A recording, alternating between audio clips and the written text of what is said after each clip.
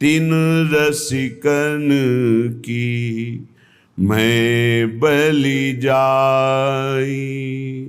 बलिहारी है ऐसे रसिक महापुरुष की, चाहे जैसी परिस्थिति हो, चाहे जैसा संकट हो, पर श्रीधाम वृंदावन की सीमा को नहीं छोड़ा। बलिहारी है ऐसे अनन्य रसिक महापुरुष की। जब तक हम दुख से भागते रहेंगे तब तक दुख हमारा पीछा नहीं छोड़ेगा, और जिस दिन पलट कर खड़े हो गए दुख से निपटने के लिए, तो दुख तुम्हें छू नहीं सकेगा। बस इतनी हिम्मत रखनी है। हम बड़े महापुरुषों की बात कह रहे हैं। जब तक तुम दुख से भागोगे तो जिधर भाग रहे हो दुखालयम अशाश्वतम, दुख ही दुख है।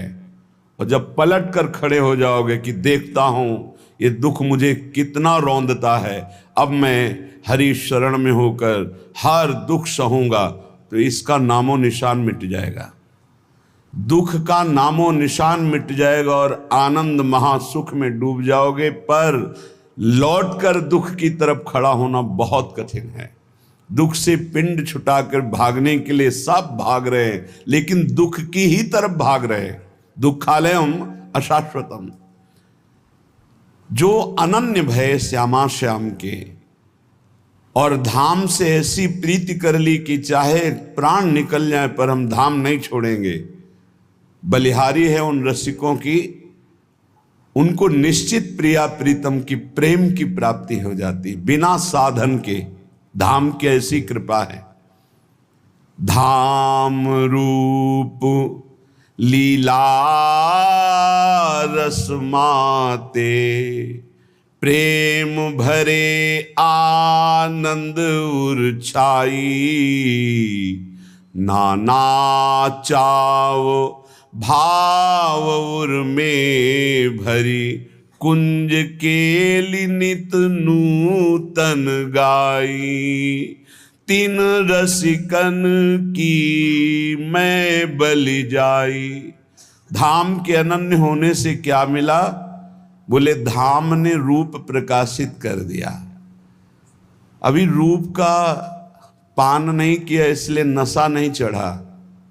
ये रूप ऐसा है, इसका पान कर लेने पर बड़े से बड़े महान दुख को भी हंसते हुए गले लगाने का भाव बन जाता है। बड़े से बड़े दुख को सहने का एक बहुत बड़ा भाव जागृत होता है। रूप में बड़ी मादकता है, बड़ा नशा है इस रूप में। ये बहुत आशव है, प्रेम आशव है रूप। जब ये रूप प्रकाशित होता है तब सब द्वंद्व भाग जाते हैं। पर ये रूप प्रकाशित होता है रसिक अनन्य के हृदय में। जो श्यामा श्याम का अनन्य, जो धाम का अनन्य, बोले फिर उनके हृदय में नित्य नया चाव भाव और प्रिया प्रीतम की लीला गाते हुए उन्मत्त। अभी एक मिनट के लिए भी वो स्थिति नहीं आई जिसमें देह का विस्मरण होकर आनंद की उमगन में एक अपार आनंद। वो वाणी का विषय नहीं। आप चलो, आप अनन्य बनो, फिर देखो कैसा ये आनंद है। ये केवल वाणी का विषय नहीं कि प्रवचन सुन लिया या प्रवचन कर लिया, नहीं। ये बिना अनन्यता के, बिना श्यामा श्याम के समर्पण किए जीवन को, ये रस किसी साधन से नहीं आता है। नख सिख शोभा पिय प्यारी की, निरखत रहे दृगन रसिकाई। सखी भाव छायो रहे उर में, दंपति को नित लाड़ लड़ाई। नित रसिकन की मैं बलि जाई। तीन रसिकन की मैं बलि जाई। जो धाम का अनन्य हो गया, श्यामा श्याम का अनन्य हो गया और आनंद भर कर उनकी लीला गुण गायन करते हुए उन्मत्त रहता है, बोले उससे बिना प्रयास के सखी भाव की प्राप्ति हो जाती है, और वो सखी भाव से दंपति सी प्रिया प्रीतम की समीपता का अनुभव करके नित्य प्रति उनको दुलार करता रहता है। ये दुर्लभ बात है, पर इसके लिए कमर कसना होगा कि हमें चाहे जितना दुख पड़े हम उस दुख को सहेंगे। संसार की तरफ जाने वाले को दुख ही दुख है, पर प्रभु की तरफ चलने वाले को थोड़ा दुख है। जैसे ऑपरेशन में कष्ट ही कष्ट है, पर इंजेक्शन शून्य का लगाकर बेहोशी का लगा के थोड़ा बस कष्ट है, फिर आप भूल जाएंगे। ऐसे ही थोड़ा जब तक तुम्हें होश है देह का, तब तक ये कष्ट है। जहां आपके अंदर प्रेम का इंजेक्शन लगा, फिर हर कष्ट सुखप्रद दिखाई देता है। धन्य है महापुरुषों का जीवन। जब उनके चरित्रों को पढ़ो तो हृदय विदीर्ण होता है कि कैसा समर्पण श्री तुकाराम जी के महाराज के, कितना भारी कष्ट सहते हुए वो कितनी उच्च कोटि की दशा को प्राप्त हुए। हम इसीलिए कहते हैं कि कष्ट के बचने के लिए बचाव पक्ष में होकर जब आप संसार की तरफ भागोगे तो दुख तुम्हें छोड़ेगा नहीं, रौंद देगा। और जब तुम मुड़कर खड़े हो जाओ, आओ तुम्हें जितना देना है देख लो, कितना दुख दोगे, वो अपने आप दुख सुख के रूप में बदल जाएगा। ये लिख लो दिमाग में, डरना नहीं है। श्री तुकाराम जी से किसी ने पूछा, वैसे आत्मचरित्र वर्णन करना महापुरुषों के लिए बड़ा कठिन होता है। अपनी प्रशंसा या अपने चरित्र पर जब उनके जन पूछते हैं तो करुणा करके वो बताने लगते हैं। तुकाराम महाराज जब हरि कीर्तन में अद्भुत अवस्था को प्राप्त होते तो ये देखकर भक्त जनों के हृदय में कि महाराज आपको ऐसी अवस्था कैसे प्राप्त हुई, आपको कैसे भगवान की ऐसी प्रसन्नता प्राप्त हुई। तो श्रोताओं की ये इच्छा जान करके, महाराष्ट्र में है तो महाराष्ट्री भाषा में अभंग की रचना तत्काल बड़ा ऊंचा कवित्व प्रकाशित हुआ था श्री तुकाराम जी के हृदय में। तो उन्होंने लिखा कि मैं कोई ऐसी महान उच्च जाति का नहीं हूं कि मुझे जाति पक्ष देखकर भगवान ने कृपा की हो, न मैं धनी हूं कि मुझे धनी देखकर कृपा की, न मैं विद्वान हूं कि विद्वान देखकर कृपा की। वो सहज कृपालु हैं, पर कृपा की हम पर वो कृपा का शब्द समझिए भारी प्रतिकूलता। हम पर कृपा की, पर कृपा का शब्द यहां दुलार नहीं है, या भारी प्रतिकूलता है। वो कह रहे जाति शूद्र किया वैसे व्यवसाय, पांडुरंग पाए कुल पूज। उन्हीं के द्वारा लिखा हुआ यह भंग है। कहना नाही किंतु करता पालन, आपके वचन संत जन। वैसे तो मैं बिल्कुल अपने विषय में नहीं बोलना चाहता था, पर आप संत जनों ने, भक्त जनों ने आग्रह किया तो मैं अपनी बात बता रहा हूं। माता पिता मेरे छोड़ गए यदा, आपदा विपदा आन पड़ी।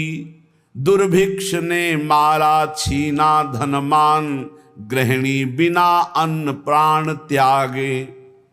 लज्जा बड़ी ग्लानि हुई कष्ट भारी, व्यापार में सारी पूंजी हारी। विठल देवल हुआ अति जीर्ण, उद्धार की मन बात आई। पहले कीर्तन फिर पुनः एकादशी, रहा ना अभ्यासी चित्त तदा। कुछ किए कंठ संतों के वचन, विश्वास सम्मान उर्धारे। जहां नाम गान गाऊं पद टेक, धरूं चित्त एक भक्ति भाव। श्री तुकाराम जी कहते हैं, संत पद तीर्थ किया सुधा पान, दिए लज्जा मान छोड़ पीछे। बन पड़ा जो भी किया उपकार, काया कष्ट कर हरि भजे। तुकाराम जी ने कहा वैसे तो अपने विषय में बोलने में बड़ा संकोच होता है, किसी को भी हो, पर आप संतों का आदेश है कि आपको ऐसी ऊंची दशा कैसे प्राप्त हुई, तो सुनो हमारे ऊपर पांडुरंगा की कृपा हुई। पहली, मेरा जन्म आप लिख रहे हैं चतुर्वर्ण में हुआ, मुझे व्यवसाय मिला व्यापार का, लेकिन पांडुरंगा जब अपने में लगाना चाहता है तो व्यापार सफल कैसे हो सकता है, असफल हो गया व्यापार। सारी संपत्ति हमारी जाती रही, घाटा ही घाटा व्यापार में। हमारे कुल से विट्ठल भगवान की उपासना होती रही, कुल में परंपरा चली आ रही थी कि हमारे कुलदेव पांडुरंगा विट्ठल भगवान। ध्यान से सुनना, चतुर्वर्ण में हमारा जन्म हुआ, व्यापार किया गया, व्यापार में घाटा ही घाटा। ऐसी परिस्थिति आई, माता पिता का स्वर्गवास हो गया, बहुत दुख मिला, ना खाने को, ना व्यापार चला, माता पिता ऊपर से पधार गए, अकाल पड़ गया। जो घर में बचा हुआ अन्न था कुछ दिनों में खत्म हो गया, बाहर से आने का कोई गुंजाइश ही नहीं रह गई, सब स्वाहा। जो हम पिता माता की बनाई हुई प्रतिष्ठा थी वो भी धूल धूसरित हो गई। यहां तक कि मेरे परिवार को अन्न के लिए तड़प तड़प कर प्राण त्यागना पड़ा, खुद आपने लिखा। हर तरह से चारों तरफ मुझे अंधेरा ही अंधेरा, कष्ट ही कष्ट। आपको स्थिति कैसे प्राप्त हुई आप वर्णन। मुझे अपने ऊपर लज्जा आने लगी कि ना पत्नी को अन्न दे सका, ना परिवार को पाल सका, क्या जीवन मेरा। बड़ा हृदय में दाह हुआ, सब कुछ नष्ट भ्रष्ट हो गया। ये जिस पर मैं कृपा करता हूं ये लीला। ऐसी हालत में अब कुछ नहीं बचा, तो विट्ठल भगवान का मंदिर जो टूटा हुआ पड़ा था उसमें जो सेवा हो रही थी उसमें लग गया जाकर के, जीर्णोद्धार।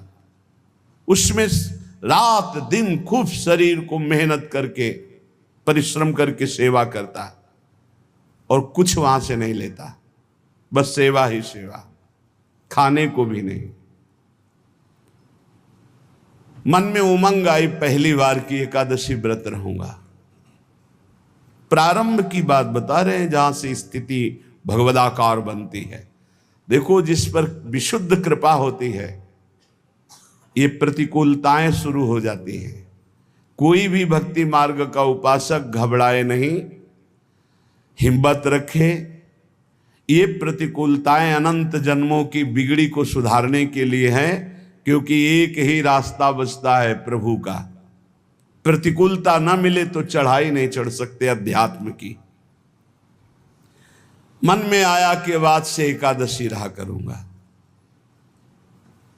अब एकादशी तो है ही, क्योंकि कुछ घर में है ही नहीं, तो पर एकादशी व्रत रहने का। भजन में मन नहीं रमता था क्योंकि अभ्यास ही नहीं था। देख लीजिए, इतने बड़े महापुरुष जो सदेह विमान में बैठकर भगवत धाम गए। आप लोग चिंता मत करें, आप लोग जो कहते हैं मेरा मन भजन में नहीं लगता, तो कुछ तो लगता है। श्री तुकाराम जी लिख रहे हैं, आरंभ में बिल्कुल मेरा भजन में मन नहीं लगता था, पर संतों के चरित्र पढ़ने में मन लगता। संतों के चरित्र पढ़ता और उनके वचनों को बार बार याद करता कि उन्होंने क्या कहा है। उनके वचनों से मुझे बोध होने लगा। संत वचनों पर विश्वास, संत वचनों का महत्व और उनके वचनों का बार बार मनन बहुत सुंदर साधन है। बिल्कुल उत्तम अवस्था प्राप्त करने के लिए ऐसे ही साधक को कर। संत चरित्र, भक्त चरित्र पढ़ने में बड़ा मन लगता है। उनके वचनों पर बड़ी निष्ठा, बड़ा भाव, उन्हीं के वचनों का बार बार मनन। अब मन लगने लगा कि जहां हरि कीर्तन होता है वहां पीछे जाके खड़े हो जाए। महाराष्ट्र में प्रायः खड़े होकर कीर्तन करने की प्रथा है। आगे महापुरुष गा रहे हैं, पीछे सब मंजीरा लिए हुए, मृदंग लिए हुए खड़े गान करते हैं। तो मैं भी कीर्तनकारों के पीछे खड़ा हो जाता और जैसे वो कीर्तन का भाव प्रकट करते वैसे ही कीर्तन गाने की चेष्टा करता। भक्तों के चरित्र पढ़ना, संतों की बातें मनन करना और कीर्तन में उपस्थित होने से मेरा मन शुद्ध होने लगा। अब तो कीर्तन में मेरा मन बहुत लगने लगा। कीर्तन भजन करने वालों को जहां देखता तो साष्टांग दंडवत हो जाता और गिरकर उनके चरणों में प्रार्थना करता कि थोड़ा चरणामृत उतार लेने दो।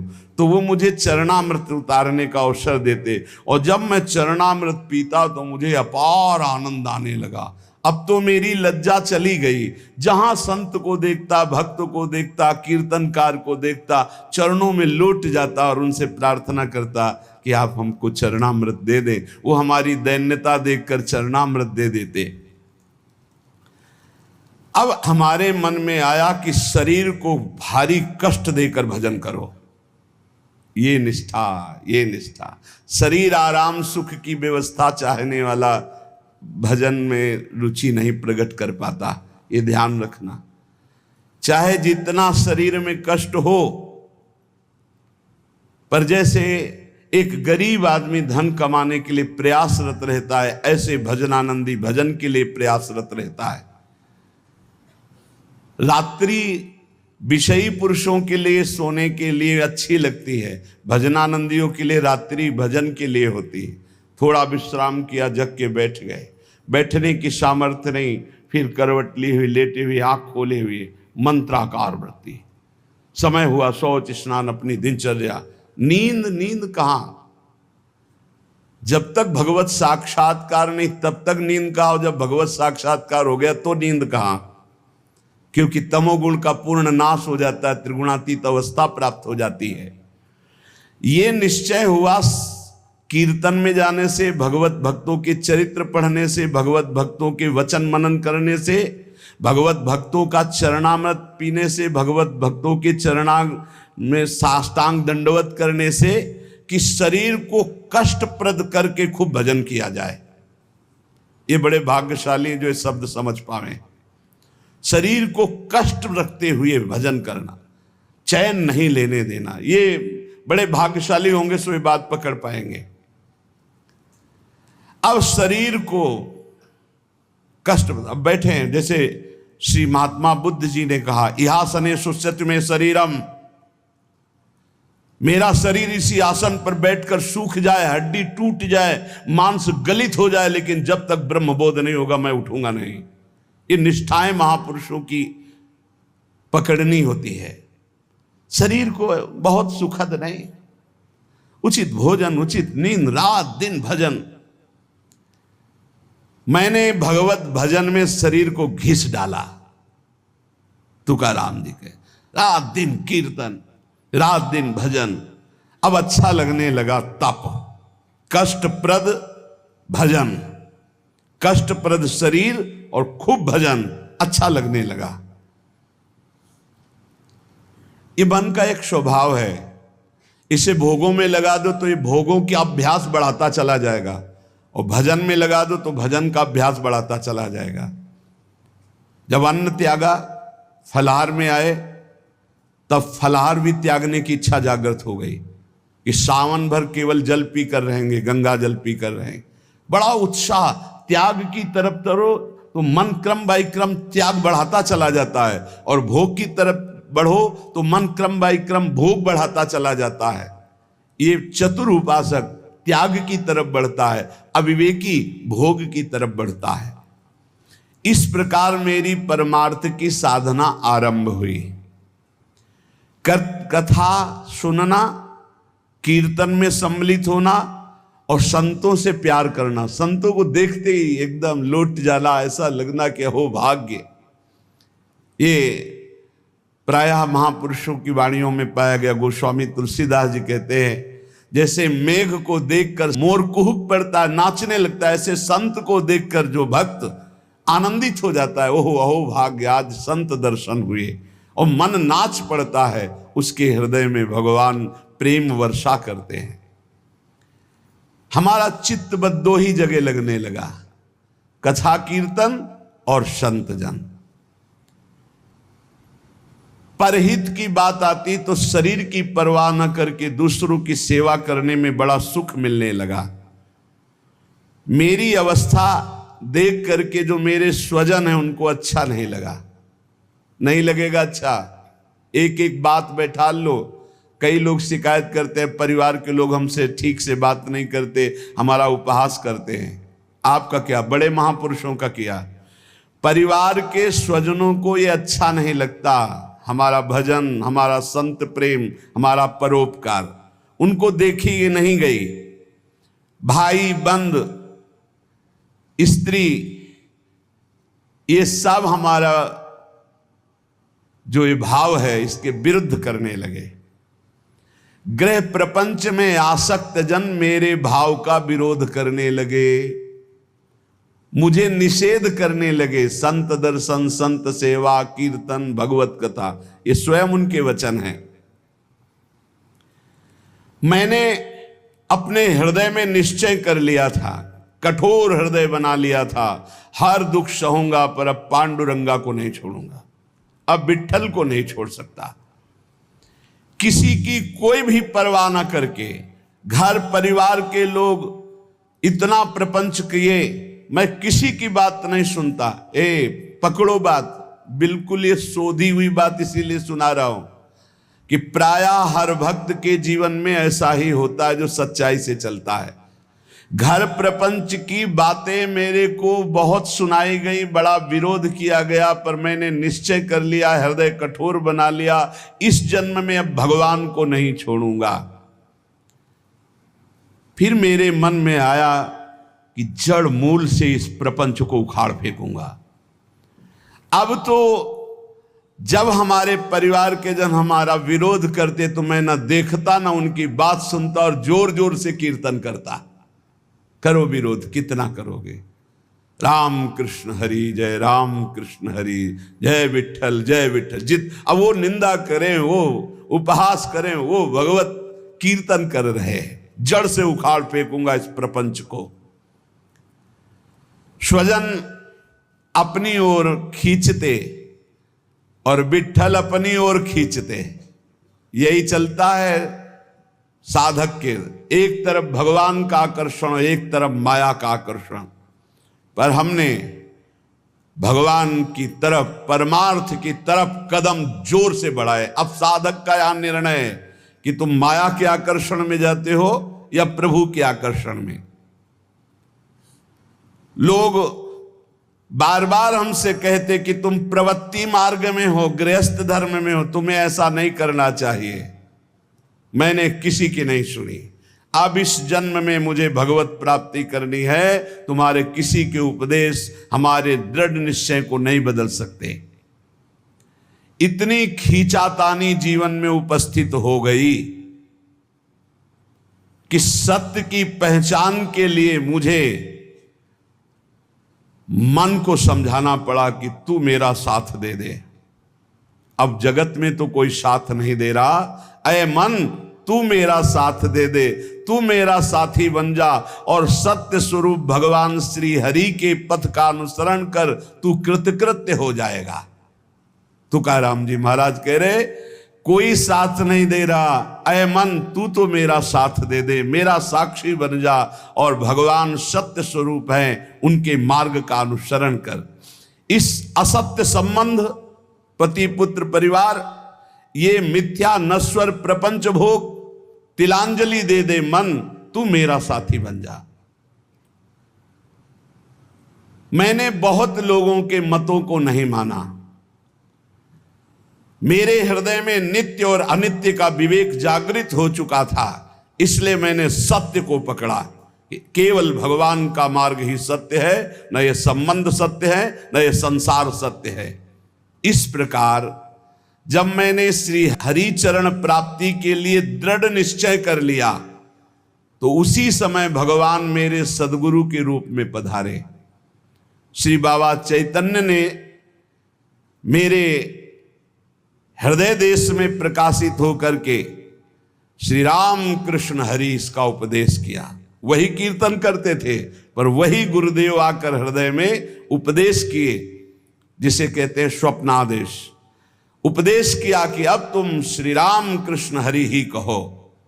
मैंने अब दृढ़ विश्वास कर लिया कि जो जप रहा था वो गुरुदेव ने दे दिया, अब तो किसी भी तरह मैं इसे नहीं छोड़ सकता।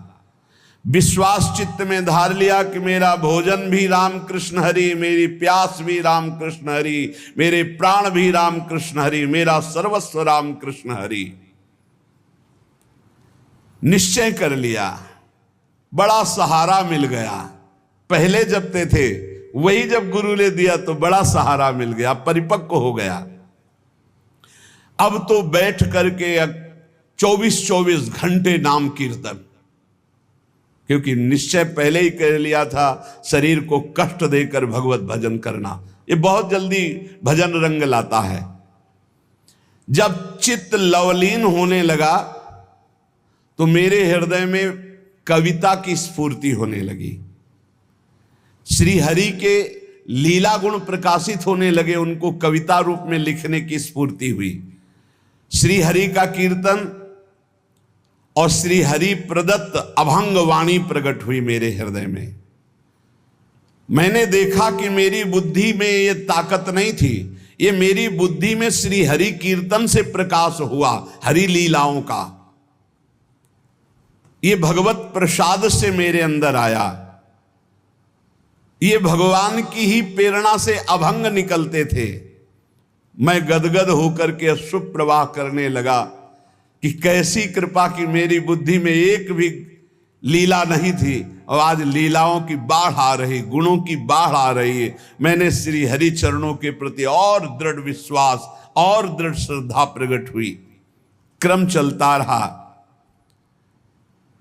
बीच में रामेश्वर भट्ट के द्वारा बड़ा हमारे साथ निषेध आघात हुआ। मैंने भगवान की कृपा समझी, निषेध आघात हुआ, उसको भी सहा। बड़े विघ्न डाले जाते हैं, ये माया भगवती बड़ी विचित्र है। भगवान की प्रेरणा से मैंने उसको भी सहा। समाज का विरोध, घर का विरोध, माया का नाना प्रकार तांडव, खाने को नहीं, हर अव्यवस्था। चलो भजन, यहां जरा सा कामना पूर्ति नहीं होती, बोले अश्रद्धा हो गई भगवान में। ये कोई भगत है? भगवान ही हमारे प्रीतम हैं, उन्हीं को प्रसन्न करना है, इसलिए नाम कीर्तन और सुंदर कवित्त रचना करके उनको सुनाता। जब मैं ऐसा करता तो बहुत लोगों ने मुझे अनुचित ठहराया।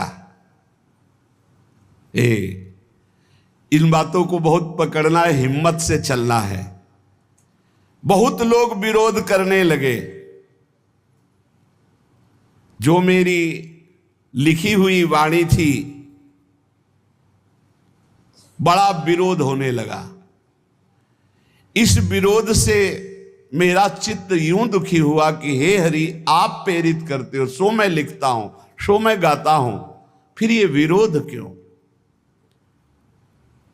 जब मुझे लगा कि मेरे हरि ही नहीं चाहते हैं, तो जितने अभंग रचना की थी सबको लेकर के इंद्रयाणी नदी के दह में जाके डुबो दिया। विरोध कर रहे थे। भगवान के द्वार पर जाकर के, विट्ठल भगवान के द्वार पे, न खाना न पीना, उदास बैठ गया। आप तो ही वाणी प्रकट करते हो, आप ही अभंग लिखाते हो, फिर इतना विरोध करवा दिया, जाके इंद्रायणी में डुबो दिया बाड़ी जी को। अब दर्शन करने वाले तो दर्शन करके चले जाते, ठाकुर जी का शयन हो जाता, फिर ठाकुर जी का मंगला प्रभात दर्शन होता, फिर ऐसे कई दिन व्यतीत हो गए, न खाना न पीना और चुपचाप द्वार पर बैठे रहना। दया आई पांडुरंगा को और साक्षात प्रकट हुए जब कोई नहीं था रात्रि में, वहीं दरवाजे पे पड़े रहते। और कहा कि मेरे भक्त को ये सहना पड़ता है, तुम मेरे प्रिय हो, मैं ये देखना चाहता हूं तुम कितना सह सकते हो। तुमने सहा, तुम्हारी वाणी जल में नहीं डूबी है, वो मेरी गोद में रखी हुई है।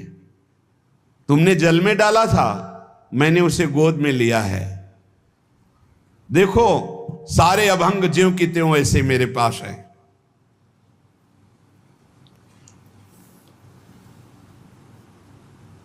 अभंग ज्यों के त्यों, जैसे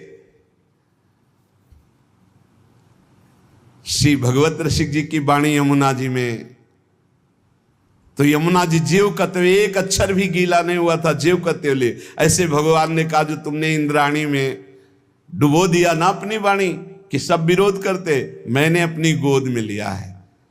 ये रहस्य रघुनाथ कर बेग न जाने कोई, सहना पड़ेगा इतने बड़े महापुरुष को भी। कितने कष्टों से ही भरा जीवन। तुकाराम जी, भगवान का सगुण साक्षात्कार करके भगवान से बात हुई, भगवान ने दर्शन दिया।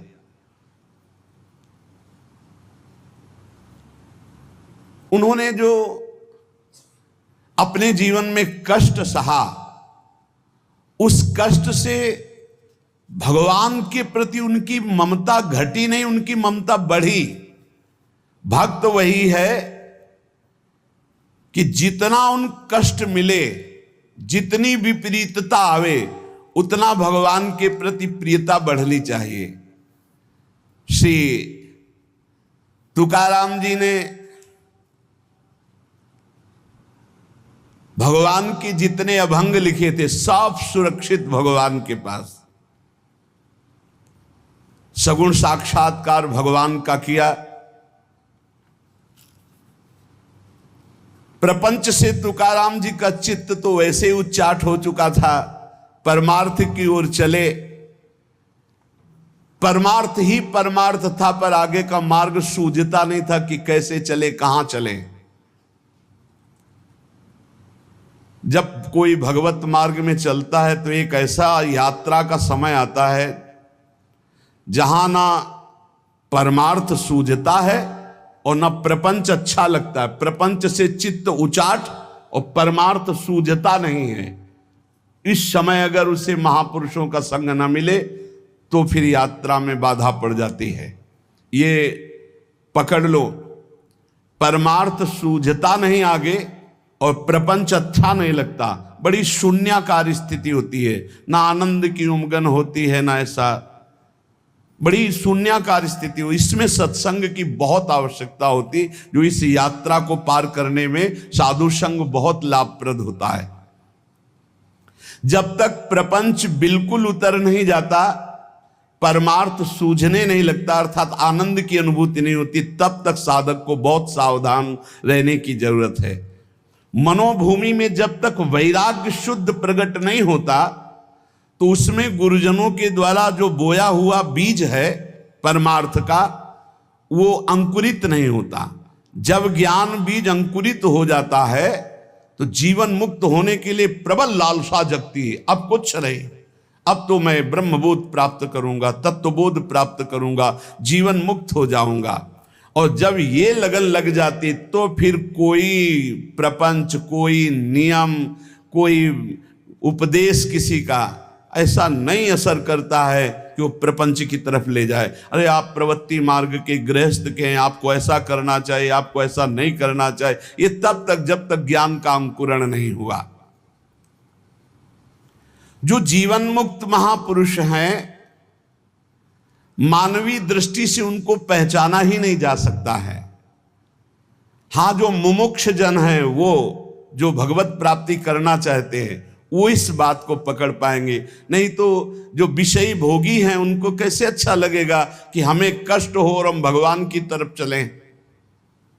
भगवत प्रसाद पाने का अधिकारी वही है जो दुख सहने के लिए कमर कस लिया है।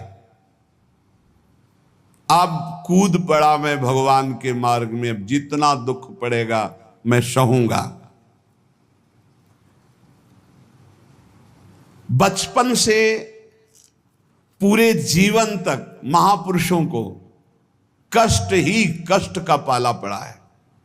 ये बाहरी क्या जाने, बाहरी तो बाहरी चीज देखते हैं ना, वो आंतरिक चीज नहीं देख पाते। कष्ट ही कष्ट, जितनी ऊंचाई अध्यात्म की होती है वो कष्ट से होती है। ये जितने सुखद ऊंचाई नहीं है, आंतरिक ऊंचाई नहीं है, ऊंचाई है अध्यात्म की ऊंचाई, अंदर के द्वंद्वों पर विजय प्राप्त कर लेना, ब्रह्म तत्व का बोध हो जाना, भगवत साक्षात्कार हो जाना। ये ऊंचाई कौन देख पाएगा?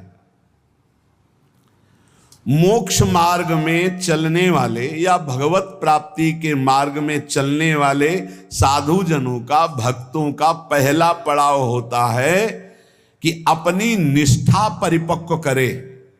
पहला कदम मजबूती है कि अपनी निष्ठा परिपक्व करे। कोई तुम्हें साथ नहीं देगा, कोई तुम्हारा इस मार्ग में मित्र नहीं होगा। जिसको मित्र बनाओगे वो घसीट लेगा प्रपंच की तरफ। आपको अकेले चलना है। आज तक का पूरा खुद का अनुभव है, इस मार्ग में अकेले चलना है। इस मार्ग में हमको मरना है। जीवित मर जाए उलट आप में समाया है दिलगिरी। हर समय कष्ट, 1 मिनट का कष्ट, हर समय का कष्ट, पूरे जीवन का कष्ट। मृत्यु जब तक नहीं होगी तब तक का कष्ट। लेकिन उस कष्ट से ना उदास, ना निराश, ना हताश, पूरे जीवन की बात है। जब साधक पहले पड़ाव में दृढ़ हो जाता है, पहला पड़ाव यही है, सुख की तरफ आकर्षित नहीं होना, दुख से हमें मुख नहीं मोड़ना, तब उसे साधकों को सत्संग मिलता है, शुद्ध संत संग। उस संत संग से शुभेच्छा जागृत होती है, मुझे भगवत प्राप्ति करनी है। पहला पड़ाव तुम्हें सुख घसीटेगा, कदम नहीं बढ़ा देना सांसारिक सुख की तरफ। दुख तुम्हें भयावह लगेगा, कदम उसी की तरफ बढ़ाना। यह है भगवत प्राप्ति के मार्ग का पहले साधक का कदम। पकड़ो, सुख घसीटेगा, सुविधाएं घसीटेंगी, सुख सुविधा की तरफ कदम नहीं बढ़ाना। दुख घसीटेगा, भयावह दिखाई देगा, चलो दुख की तरफ चलो। और जिसने दुख की तरफ कदम बढ़ा दिया भगवत मार्ग में, वो महासुख को प्राप्त हुआ। दूसरा उसको क्या संग?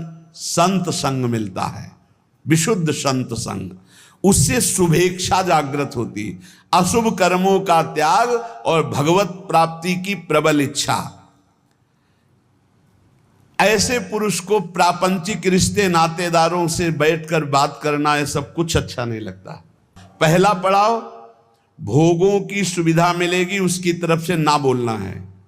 दुख है परमार्थ में, ये दिखाई दे रहा है आपको, लेकिन दुख नहीं, महासुख है। जैसे संसार में सुख है, ये दिखाई दे रहा है, लेकिन ये भगवान कह रहे हैं दुखालय है, इधर सुख नहीं है।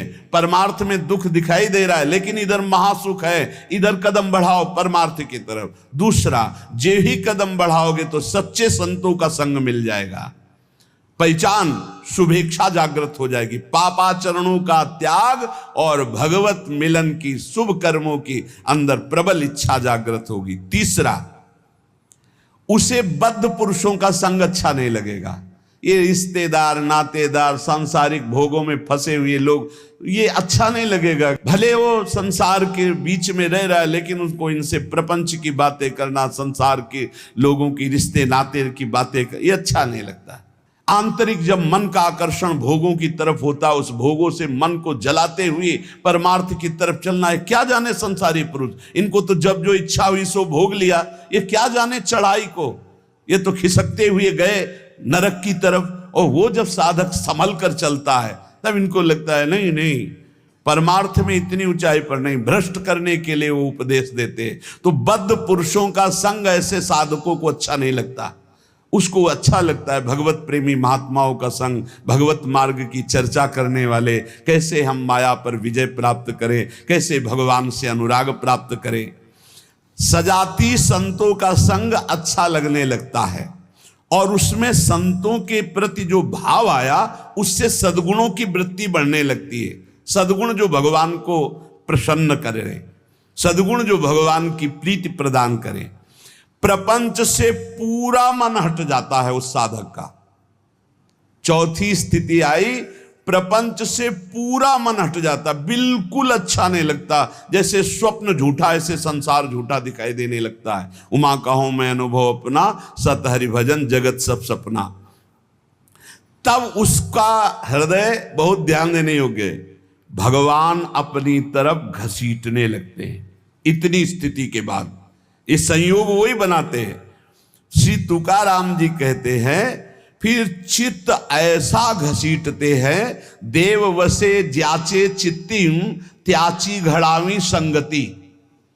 ऐसा चित्त घसीटा कि अब तड़पड़ाहट प्रकट हो गई, व्याकुलता प्रकट हो गई भगवत मिलन की चाह की। फिर भगवान सिद्ध सदगुरुदेव की समर्पण वृत्ति करवाते हैं। इसके बाद, इतने के बाद सिद्ध सदगुरुदेव की समर्पण वृत्ति कराते हैं। और जहां सिद्ध सदगुरुदेव की समर्पण वृत्ति हुई, उसके आचार विचार चिंतन सब उसी कोटि होने लगे।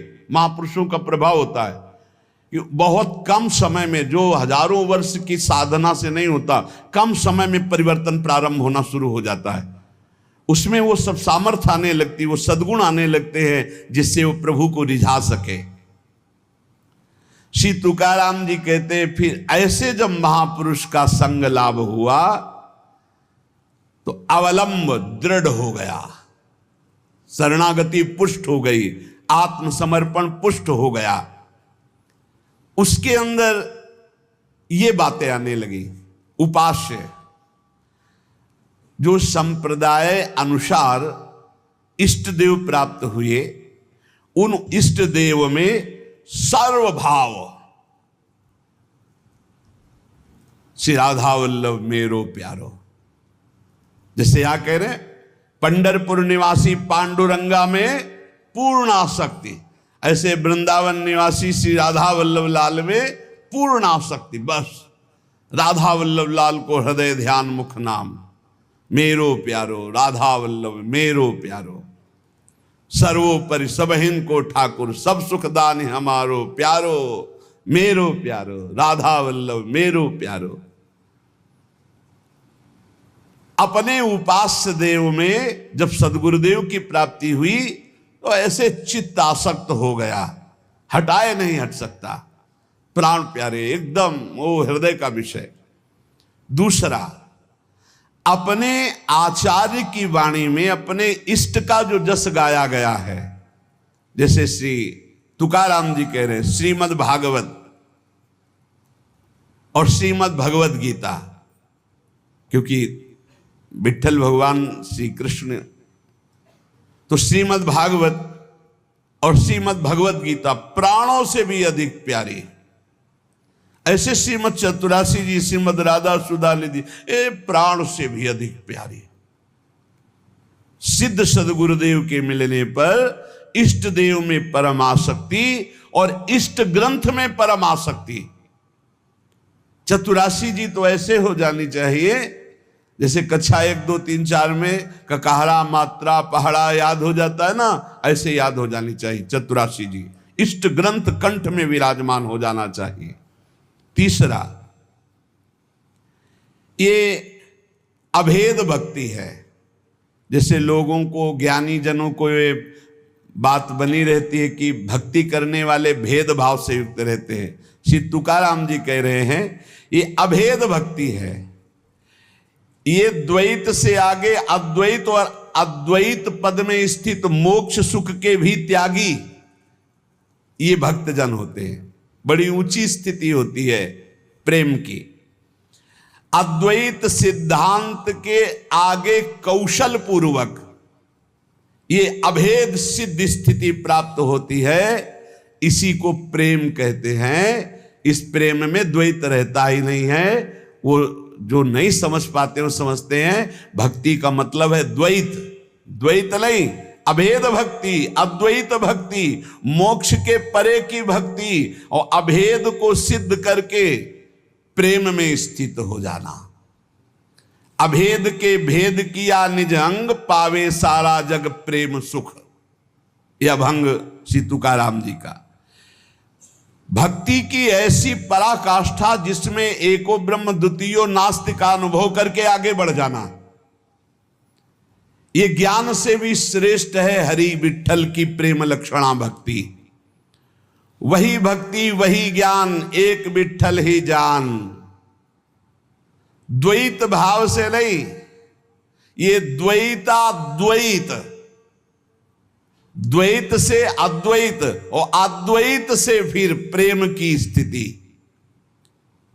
चौथा, मुख्य साधना गुरुदेव के द्वारा जो बताई हुई पद्धति है, उसमें विशेष रूप से दो बातों की विशेषता, एक तो नाम कीर्तन की विशेषता और एक गुण कीर्तन की विशेषता। भगवान की लीला कथाओं का श्रवण कथन और नाम कीर्तन, ये दो प्रेम लक्षणा भक्ति के लिए विशेष साधन है। और गुरु कृपा से दोनों खूब जोर से चलते हैं। अखंड नाम कीर्तन चलता है और वाणी लीलाओं का गायन चलता रहता है। पांचवा, वही जपना जो गुरुदेव ने दिया है, अपने मन की नहीं। मन कभी कभी ये साधक के हृदय में विडंबना पैदा कर देता है कि गुरु जी ने कहा है सो तो ठीक ही है, लेकिन हमारा मन तो पहले से लगा है, हम यही जपेंगे। ऐसा नहीं, यहां आदेश कर रहे तुकाराम जी 5वें सूत्र में कि मुख्य मंत्र है जो गुरुदेव ने दिया है। श्री हरि के अनंत नाम हैं, सभी सामर्थ्यशाली हैं, पर जो हमें गुरुदेव ने नाम दिया है, मंत्र दिया है, उसी में हमें आसक्ति करनी है। और भगवान के शास्त्र नामों का कीर्तन करना चाहिए। कल भी चर्चा में आया था कि गोपाल शास्त्र नाम, विष्णु शास्त्र नाम। छठवां, अपने मार्ग के कुछ महापुरुषों का चरित्र और नाम, भक्त चरित्र और नाम, अपने महापुरुषों का, जिस मार्ग में आप चल रहे हैं उनके चरित्रों को पढ़ने से बल मिलता है। और उनके कैसी निष्ठा प्रिया प्रीतम के प्रति समर्पित रहे, कितना त्याग भावना रही। आश्चर्य होता कि क्या ऐसा भी हो सकता है, इतनी स्थिति कैसे आ सकती। जब महापुरुषों के रसिक अनन्यों के चरित्र पढ़ते तब हमें पता चलता है। तो पांचवा, भक्त चरित्र, भक्त सुमिरन होना चाहिए प्रत्येक उपासक के जीवन में, बहुत लाभ मिलता है। छठवां, आदि गुरु में निष्ठा होना। हमारी आदि गुरु प्रियाजू हैं, हमारी इष्ट भी प्रियाजू हैं, हमारी संप्रदाय की कर्ता भी प्रियाजू हैं, हमारे मंत्र भी प्रियाजू हैं, हमारे नाम भी प्रियाजू हैं। राधई वेष्टम संप्रदायिक कर्ता आचार्यो, राधा मंत्रदः सदगुरुश्च राधा, मंत्रो राधा, सब कुछ हमारी राधा है। कितना हमें सौभाग्य मिला कि हमारी सब कुछ श्री राधा है। मंत्र भी राधा, नाम भी राधा, मंत्रदाता गुरु भी राधा, आचार्य भी राधा, संप्रदाय स्थापना करने वाली भी राधा, और जो इष्ट देव हैं वो भी राधा। और हमारा निवास स्थान भी राधा चरणारविंद, श्री राधा जुग चरण निवास, जस वर्णो हरिवंश विलास। आदि गुरु में निष्ठा होना, आदि गुरु ऐसे आचार्य को कहते हैं। तो आचार्य भी हित सजनी श्री किशोरी जी के स्वरूप ही है। और आठवां, मुख्य जो हमारे उपासना मार्ग में बड़े जन हुए हैं उनका स्मरण करना, जैसे श्री तुकाराम जी, ज्ञानदेव, सोपानदेव, मुक्ताबाई, एकनाथ, नामदेव, तुकाराम जी जो कह रहे हैं कि ऐसे महापुरुष हैं, हम उनकी बार बार स्मृति करें तो हमको अपने आचार्य, अपने गुरुदेव, अपने इष्ट देव के प्रति बड़ी प्रियता प्राप्त होती है। ये भक्तों का सुमिरन करना बहुत बड़ा, इसमें भक्ति में पुलाई नहीं रह जाती। भक्तन की नामावली जो करिए चितलाए, ताके भक्ति बढ़े घनी अरुहर होए सहाय। घनीभूत भक्ति भक्तों की कृपा से प्राप्त होती है। इसलिए अपने मुख्य महंतों का सुमिरन करना चाहिए। भगवत कृपा से ये भी होता है, श्रृंगार आरती के बाद प्रारंभ होता है, हम सो इन साधन सो पंगत, जिनको नाम लेत दुख छूटत, सुख लूटत तिन संग, हम सो इन साधन सो। हमारे जितने ये मुख्य महापुरुष हुए हैं, जब हम इनका सुमिरन करते हैं तो इनके भजन का छठवां हिस्सा हमारे हृदय में जागृत हो जाता है। ये हमने महापुरुषों से सुना है। हम जिन महापुरुष का चरित्र पढ़ते हैं, जिस महापुरुष का स्मरण करते हैं, उसके भजन का छठवां हिस्सा, तभी तो माया पर विजय प्राप्त करके भगवत प्राप्ति करते हैं। नवा, प्रधानता कीर्तन अपने आचार्य प्रदत्त कीर्तन की ही रखनी चाहिए, कोई मनमानी नहीं। जैसे तुकाराम जी, जय जय राम कृष्ण हरि, जय जय राम कृष्ण हरि, जय विठल जय विठोवा, जय जय राम कृष्ण हरि। अपने आचार्य, अपने गुरुदेव के द्वारा दिया हुआ कीर्तन। जैसे अपने लोग जय जय राधा वल्लभ श्री हरिवंश, जय जय श्री वृंदावन श्री बनचंद। बनचंद महाप्रभु हरिवंश चंद्र जी के प्रथम पुत्र का जो यहाँ के तिलकैत अधिकारी हुए, और बनचंद कहते पिया प्रीतम को। वृंदावन के चंद्रमा श्री श्यामा श्याम, जो जैसा भाव कर पावे। बनचंद जो नाम रखा गया वो प्रिया प्रीतम के ही उससे रखा गया। प्रिया वृंदावन के चंद्रमा श्री प्रिया प्रीतम, ये नाम रखा गया महाप्रभु के बड़े पुत्र का। जैसे श्री कृष्ण चंद्रजू महाराज, श्री गोपी नाथ जो महाराज, तो ये सब प्रभु के ही नाम तो रखे गए। तो ये जो बनचंद है, ये प्रिया प्रीतम का संबोधन है कि प्रिया प्रीतम जो वृंदावन के चंद्रमा युगल चंद्र हैं। जय जय राधा वल्लभ श्री हरिवंश, जय जय श्री वृंदावन श्री वंचन। तो प्रधानता अपने आचार्य गुरुदेव प्रदत्त कीर्तन की ही रखे कीर्तन में। और पूज्य जितने विश्व के संत महात्मा हैं, विश्व के, भारत के ही नहीं, अतिथि संत भक्त, ये सब जो श्री कृष्ण से संबंध मानने वाले हैं, ये सब हमारे पूज्य हैं। ऐसी सदैव भावना रखे। तुलसी की माला, गले में तुलसी की कंठी जरूर हर समय बंधी रहनी चाहिए। अगर टूट जाए तो एक प्रसादी करके पहले से ही रखनी चाहिए। प्रत्येक साधक को एक प्रसादी तुलसी पहले से अपने पास रखनी चाहिए। कभी कंठी अगर भंग हो जाए तो जब तक उसे हम ठीक न करवाएं तब तक नई तुलसी की कंठी बांध लें, और अगर वो ठीक होने लायक नहीं तो यमुना में प्रवाहित कर दे, और अगर ठीक होने लायक है तो गुरु प्रदत्त कंठी पुनः ठीक करवा के उसी को बांधे। पर जब तक नई कंठी हमारे पास प्रसादी नहीं होगी तो फिर हमारा गला खाली रहेगा। 1 मिनट भी खाली गला नहीं रखना, ये हमारी वैष्णव पद्धति है।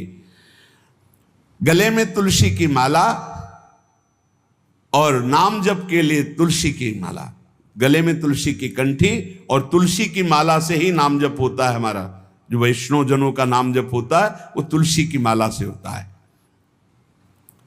श्री तुकाराम जी कह रहे हैं, महाव्रत, निरंतर भगवान का चिंतन करना, और जैसे उनके मार्ग में एकादशी व्रत रहना, रात भर कीर्तन करना, शिवरात्रि का व्रत रखना, कृष्ण जन्माष्टमी का व्रत रखना, और पंडरीकनाथ की यात्रा करके रात में जाके कीर्तन करना।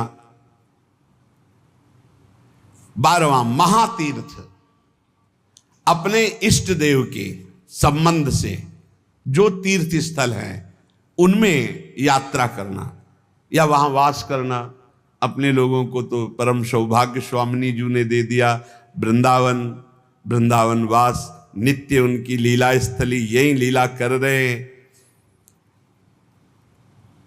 महातीर्थ श्री तुकाराम जी अपने क्षेत्र में कह रहे हैं, जैसे पंढरपुर, त्र्यंबकेश्वर, आलिंदी, पैठण, सासवड़, चंद्रभागा और महान संतों के स्थान गंगा, गोदा, यमुना, तीर्थ, काशी, द्वारिका, जगन्नाथ, इन सब की यात्रा करना वैष्णव जनों का। अपने लोगों की अनन्य निष्ठा व्रत 84 कोश, श्रीधाम वृंदावन, बस ये अनन्य निष्ठा है। 13वां वर्ज, ये बातें कभी नहीं होनी चाहिए वैष्णव में। पराई स्त्री का काम भाव से स्पर्श, संयोग, दृष्टि, चिंतन, संभाषण पूर्ण रूप से त्याग होना चाहिए। पराई स्त्री की वैष्णवजन गृहस्थ भी होते हैं, वैष्णवजन विरक्त भी होते हैं। तो जो गृहस्थ हैं वो अपनी स्त्री में धर्मानुकूल, और जो विरक्त हैं भगवत भाव से। पहला वर्ज, पर स्त्री के प्रति दोष दर्शन, पर स्त्री के प्रति भोग वृत्ति की भावना बिल्कुल त्याग दे, नहीं भगवत मार्ग में आगे नहीं बढ़ पाएगा। दूसरा, छल कपट आदि करके दूसरे का धन अपहरण करने की बात रखना कभी नहीं होना चाहिए। दिखावा करके, दंभ करके, पाखंड करके, किसी भी तरह से दूसरे से धन ऐंठने की इच्छा रखना, फिर आप वैष्णव पद्धति में फिसल जाएंगे, आगे नहीं बढ़ पाएंगे। तीसरा, किसी की भी निंदा करना नहीं करना है। पर निंदा बिल्कुल ना सुननी है ना करनी। अगर वैष्णव धर्म में स्थित रहना है, परम आनंद प्राप्त करना है, पहला नियम किसी भी माता बहन के प्रति काम भाव नहीं। दूसरा नियम किसी के भी धन को किसी भी तरह से ठगाई ना करे। तीसरा, पर निंदा ना सुने ना पर निंदा करे। चौथा, जो संतों ने भोजन निषेध किया वो नहीं करना चाहिए। मांस, मद्य, मछली, अंडा और जैसे प्याज लहसुन, इनको त्याज्य। प्याज लहसुन तमोगुणी है, तमोगुणी होने के कारण इसका त्याग किया गया है। वो अंदर से भजन की वृत्ति छीण करता है, तुम जान नहीं पाओगे, इसीलिए संतों ने अनुभव करके इसका त्याज्य किया। प्याज लहसुन निषेध है केवल तमोगुण के कारण, वो तमोगुण की वृत्ति बढ़ाता है। तमोगुण जो है निद्रा, आलस्य, प्रमादोत्थम तत्तामस मुदाहृतम, भजन में निषेध है, इसलिए निषेध किया गया है। और मद्य, मांस, मछली, अंडा ये तो बिल्कुल निषेध किया गया है। वैष्णव होकर अगर इनकी तरफ या भक्त होकर जरा भी ऐसी दृष्टि रखता है तो पाखंडी है, वो भक्त नहीं है जो ऐसे जीवों को कष्ट देकर अपना उदर पोषण करना चाहे।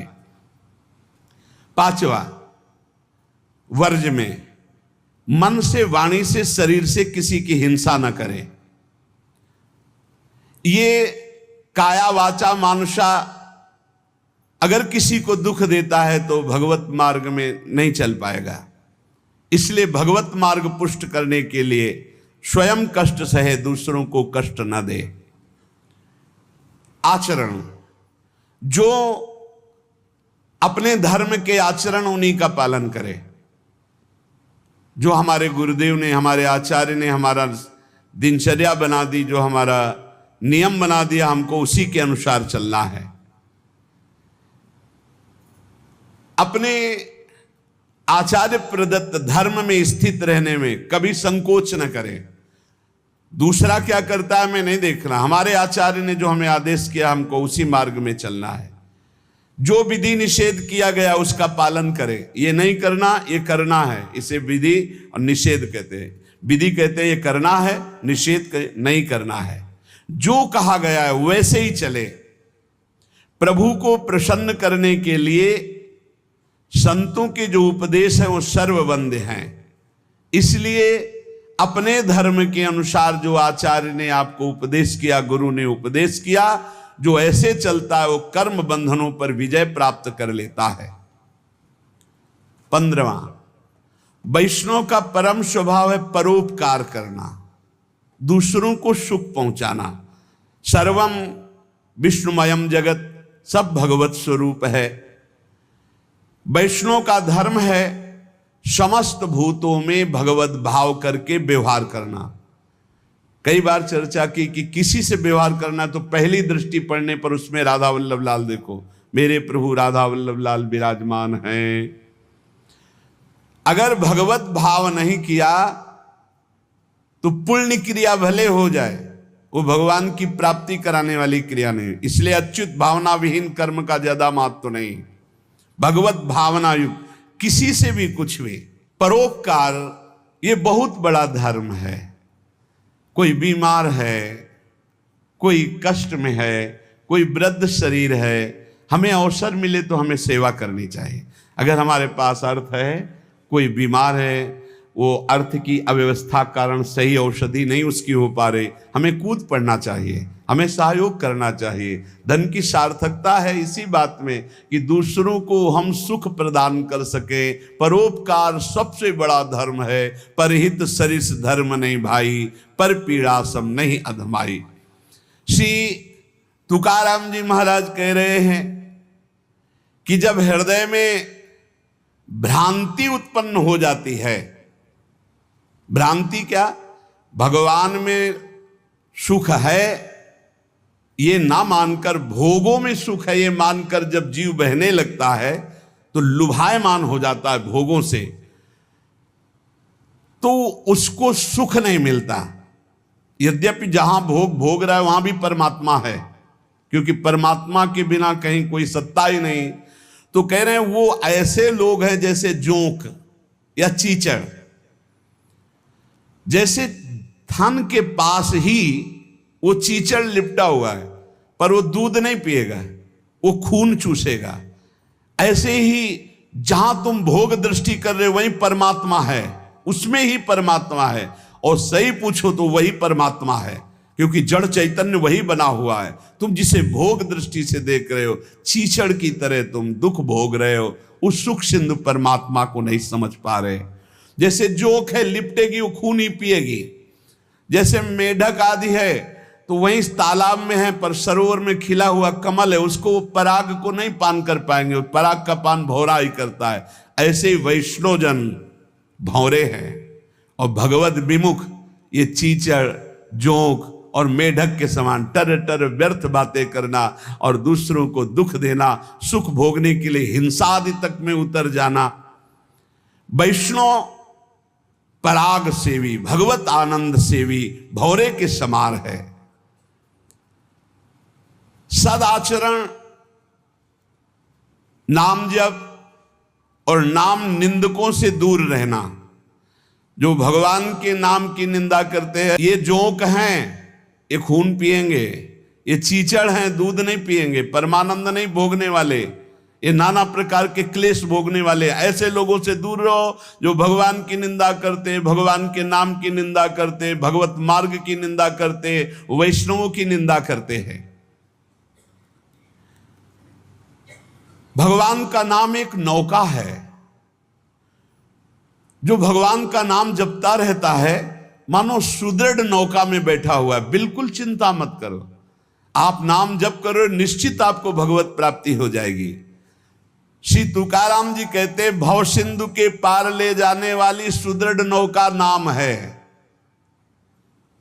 बस बैठ गए नाम में तो अब किसी की मत सुनो, ये आपको पार कर देगी। और तो और की बात रे, गोस्वामी जी कह रहे, नाम लेत भव सिंधु सुखाही, करहु विचार सुजन मन माही। नाम लेते भव सिंधु सूख जाएगा, है ही नहीं जहां पार होना हो। खूब नाम जप। ये देखो बड़े बड़े महापुरुषों की बातें हम इसलिए खोज खोज कर आपको सुनाते हैं, आपका दृढ़ विश्वास हो जाए। नाम एक सुदृढ़ नौका है, जो खूब नाम जप करता है वो सुदृढ़ नौका में बैठा हुआ भव समुद्र पार हो रहा है। बिल्कुल किसी की बात मत सुनो। बड़े बड़े सिद्ध महापुरुषों के जीवन चरित्रों को पढ़ के देख लो, केवल भगवान नाम से ही सिद्ध हुए हैं। जितने भी उच्च कोटि के महापुरुष हुए, तुकाराम जी सदैव भगवान के धाम को गए। जितने भी महापुरुष हुए आप उनके चरित्रों को पढ़ के देखो, आपको नाम मिलेगा। नाम जीवन में नाम जितना उतने ही वो महापुरुष हुए। बीज पेड़ से ही प्रकट होता है, पर पेड़ बीज से ही प्रकट होता है। बताओ भाई, बीज फूटता है तब पेड़ प्रकट होता है, और पेड़ से ही बीज प्रकट होता है। तो पहले क्या हुआ? बड़ा विचित्र है। ऐसे ही नाम से नामी प्रकट होता है, और नामी से ही नाम प्रकट होता है। निर्णय करना कौन बड़ा है, को बड़ छोट कहत अपराधु। तुकाराम जी कहते हैं पेड़ के पेट में बीज है तभी तो फल रूप में आकर फिर बीज बनता है, और बीज के पेट में पेड़ समाया हुआ है। ऐसे ही भगवान में नाम विराजमान है तभी परिचय होता है, और नाम में भगवान विराजमान है तभी दर्शन होता है। नाम को पकड़ लो।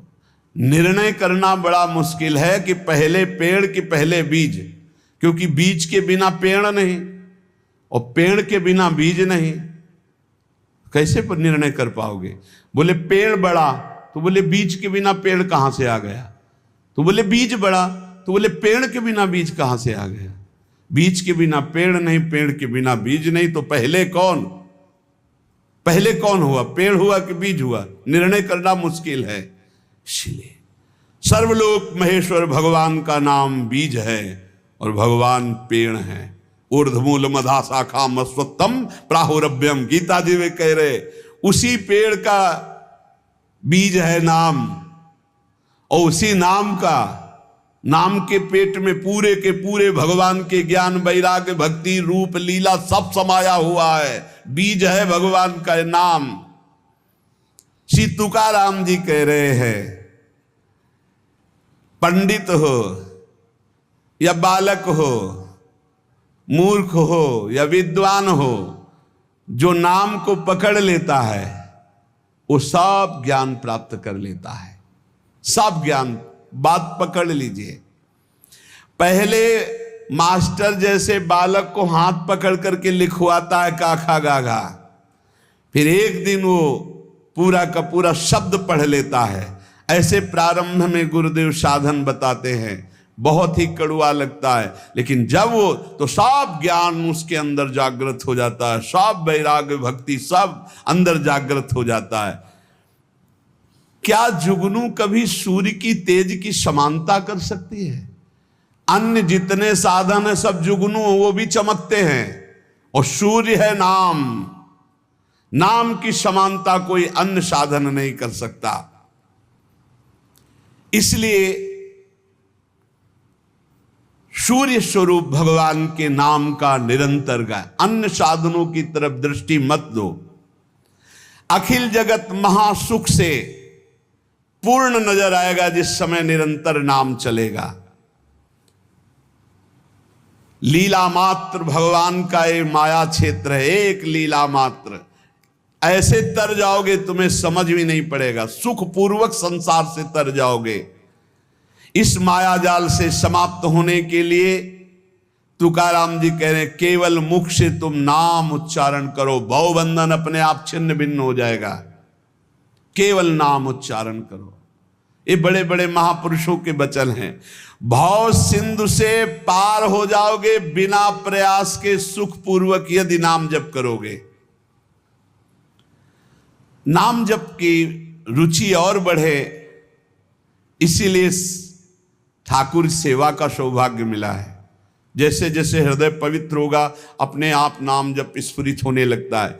तो जब ठाकुर सेवा का तुम्हें अवसर मिले तो जरूर दौड़ भागो, क्योंकि वो नाम जप में प्रीति बढ़ाएगा। ठाकुर सेवा, श्री जी की सेवा, ये तुम्हारे भजन की वृद्धि कर देगी।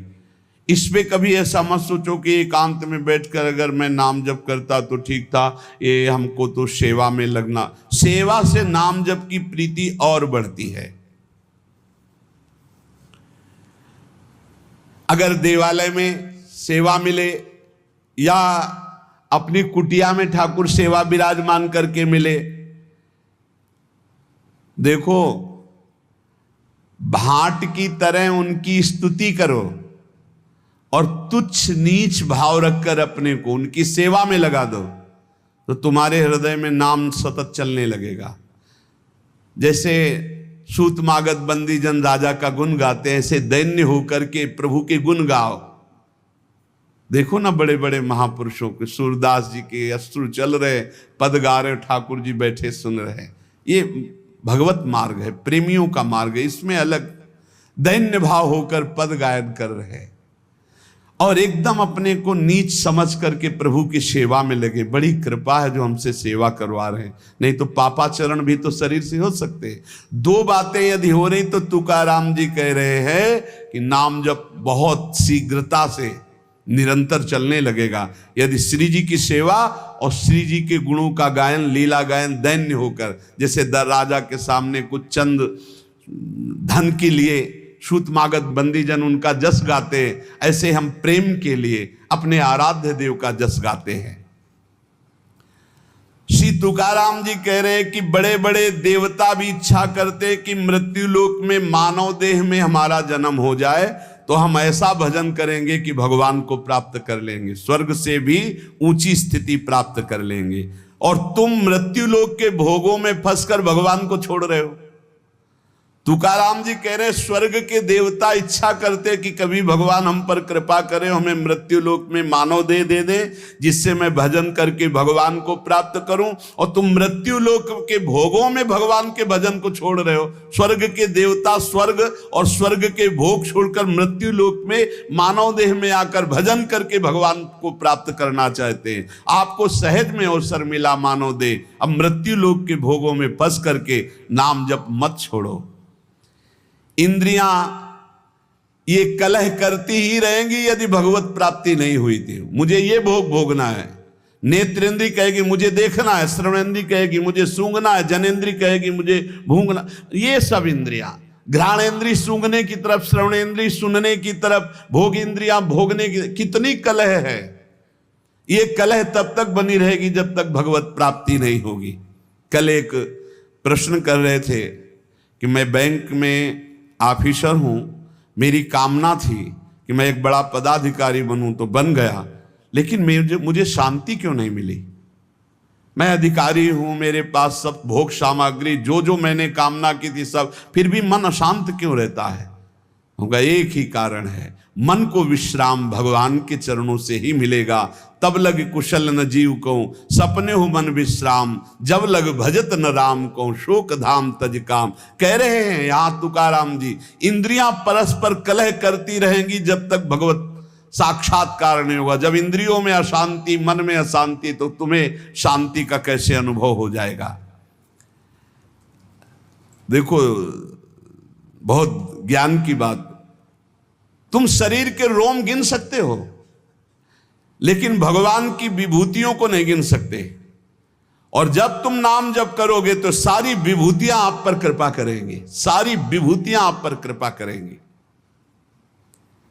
मेरी जिससे प्राप्ति होती है वो शुद्ध पुण्यात्मा होता है। शुद्ध पुण्यात्मा वही है जिसके मुख में मेरा नाम होता है।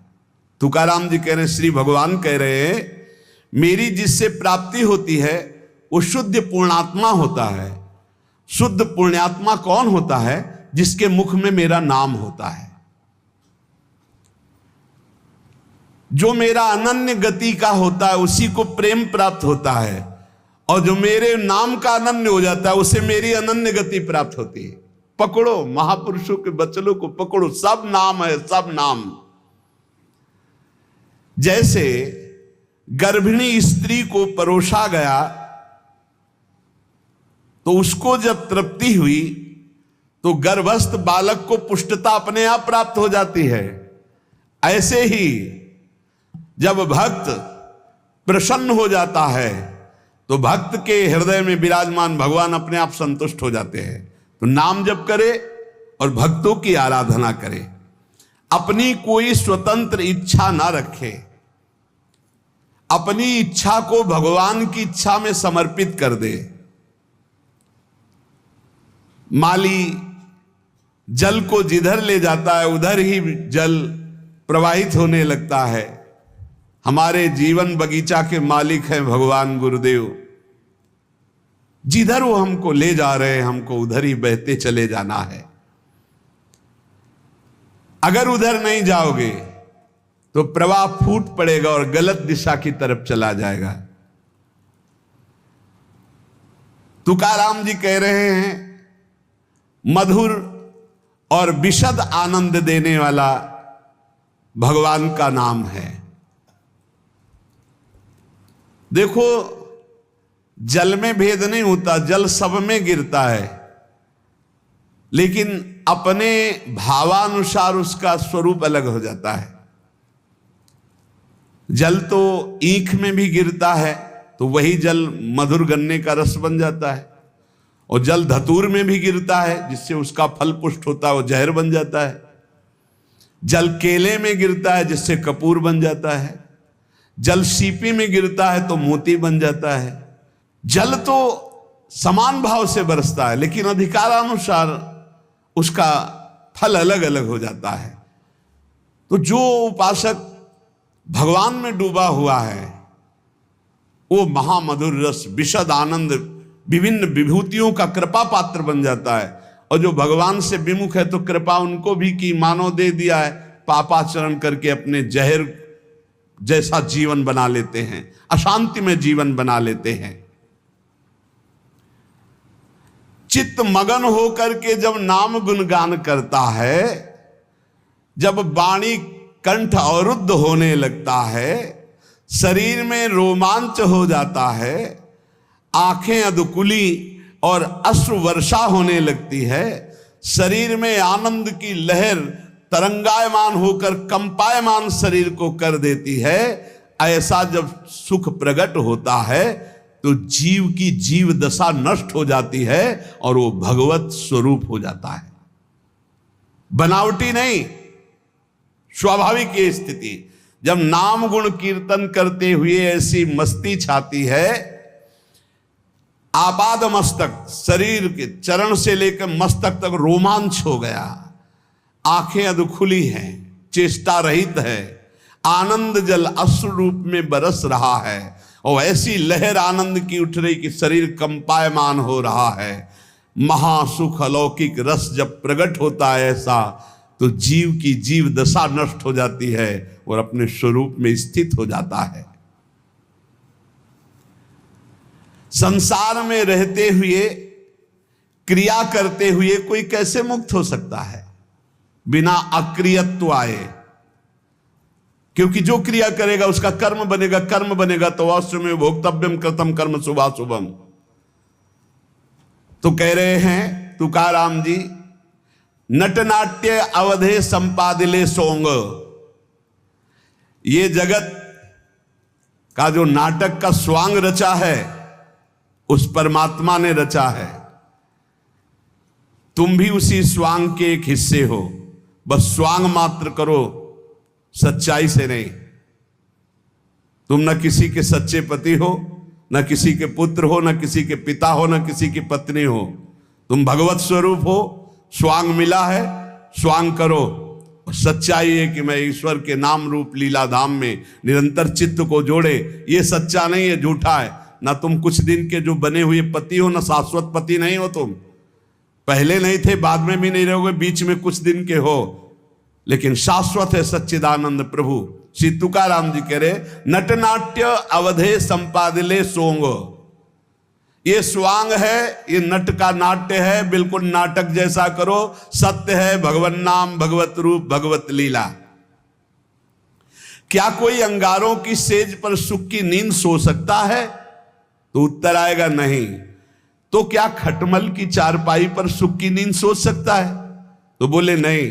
तो बोले ऐसे ही भोग वासना, नाना प्रकार की गंदी वासना, ये क्या तुम्हें सुख चैन से सोने देंगी?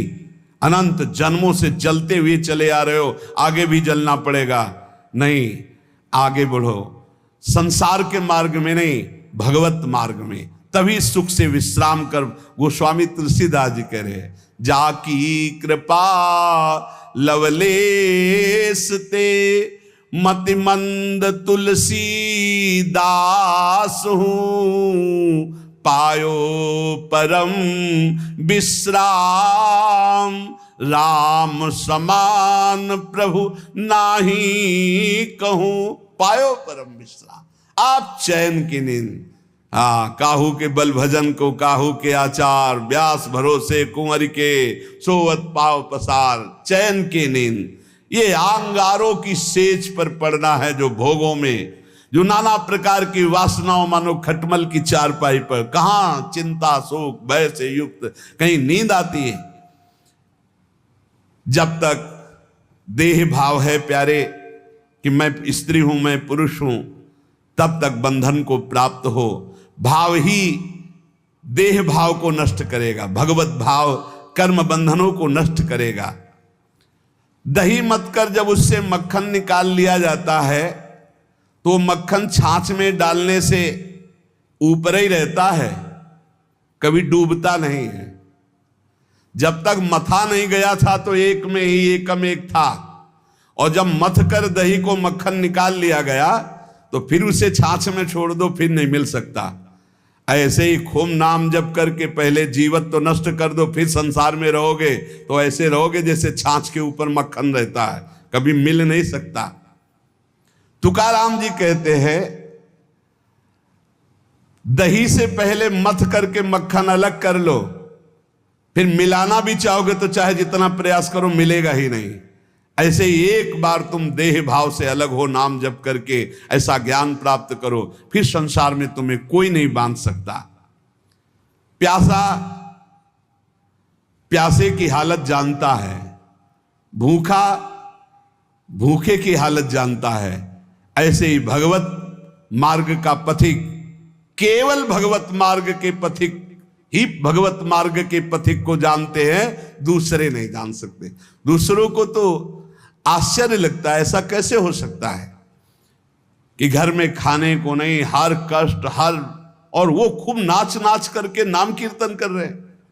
ऐसा कैसे हो सकता है कि घर में इकलौते पुत्र का 100 पड़ा हुआ है और वो नाम कीर्तन कर रहे हैं।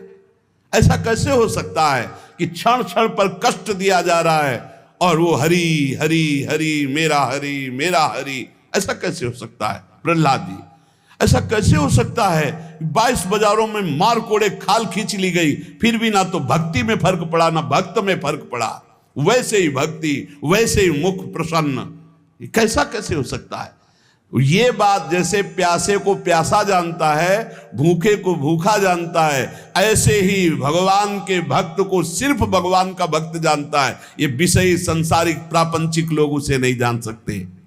तुकाराम जी कहते हैं माया योग से जीव दुर्दशा को प्राप्त हो रहा है और भक्ति योग से महासुख को भोगेगा। इसलिए माया योग से हटो और भक्ति योग को प्राप्त करो। अनित्यम सुखम लोको मिमम प्राप्य भजस्व माम। ये संसार के नाशवान सुख भोगों से मन को हटाओ, लोक के भोग तुम्हें दुर्गति को प्राप्त करा देंगे। प्राप्य भजस्व माम, मुझे भजो, भगवान कह रहे मेरा स्मरण करो। बाटे या जनाचे थोर व आश्चर्य विषय वडिम भूतले जीव। तुकाराम जी कह रहे हैं कि जीव भोगों में फंसकर समय को नष्ट कर रहा है। वो समझ रहा है बड़ा अच्छा समय व्यतीत हो रहा है, लेकिन आगे भयानक दुख आने वाला है, फिर मृत्यु होगी, फिर अन्य योनियों में जाओगे। इसलिए भजन कर लो। पैसा के बल से, भोगों के बल से, पद के बल से तुम काल से नहीं बच सकते। उन्मत्त मत हो, भजन कर लो। तुकाराम जी कह रहे बड़ी दया आ रही ऐसे जीवों पर जो भोगों के बल से, धन के बल से अपने जीवन को नष्ट कर रहे हैं कि समय बढ़िया जा रहा है बड़ी मौज मस्ती से, लेकिन वो आगामी दुख को नहीं देख पा रहे हैं। अरे ये मुझे ना भजे ऐसा कौन सा बल है इनको मिल गया कि निश्चिंत होकर भोगों में पड़े हुए हैं। भगवान को भी दया आती है कि ये जीव कैसा भूला हुआ है, इनमें कौन सा ऐसा दम है जो अंत काल में तुम्हें काल से बचा सकता है। रुपया में, पत्नी में, पुत्र में, पति में, परिवार में, धन में, किसमें ऐसा बल है जो तुम्हें मृत्यु से बचा सके? जब मृत्यु से नहीं बचोगे तो फिर अगला जन्म होगा, फिर उस योनि में नया। ये कब तक चलता रहेगा? क्या यमदूतों से तुम्हें ये रुपया पैसा बचा लेगा? क्या यमदूतों के दंड से तुम्हें ये नाना प्रकार के शरीर संबंधी लोग बचा लेंगे? नहीं। तो विद्या बचा लेगी, वयस बचा लेगी, प्राणियों का रिश्ता नाता तुम्हें बचा लेगा। अरे अब होश में हो जाओ, संसार काल का कलेवा है, इसमें कोई नहीं बचेगा, सब मरेंगे, इसलिए नाम जप कर ले, अपने को बचा ले। बचाना क्या है? देह भाव से हट गए, बच गए। भजन के बल से देह भाव से हट गए तो मृत्यु का प्रवाह देह में होगा, आपका आपके ऊपर नहीं, आप परम पद को प्राप्त हो जाएंगे। जीव तू मृत्यु को मत भूल। मृत्यु को बड़ा चस्का लगा है लोगों के मारने का, वो किसी को नहीं बख्शती, सबको मारती चली जाती, रौंदती चली जाती है। एकमात्र नंद नंदन यशोदानंदन है जो तुम्हें मृत्यु से बचा सकते हैं, देह भाव रहित करके। चाहे कोई कितना बुद्धिमान हो, क्या चीनी से ऊख बना सकता है? गन्ना बना सकता है? गन्ने से चीनी तो बन गई, लेकिन चीनी से गन्ना खड़ा कर सकता है फिर? कभी भी, कितना भी बड़ा विज्ञानी हो, गन्ने से चीनी बन गई, गन्ने का रस फिर उबाला गया, फिर वो चीनी बनने के अधिकार में आ, पर चीनी से गन्ना बना सकता है?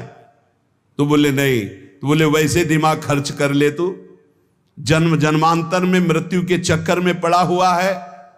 जब तक तू भगवान का भजन नहीं करेगा तब तक तू सुख नहीं प्राप्त कर सकता।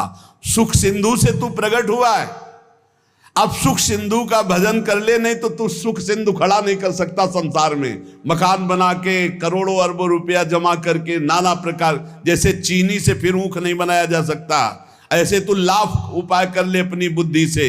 इस दुखालय संसार में तू है सुख स्वरूप, लेकिन तू सुख नहीं पा सकता बिना सुख सिंधु का भजन के।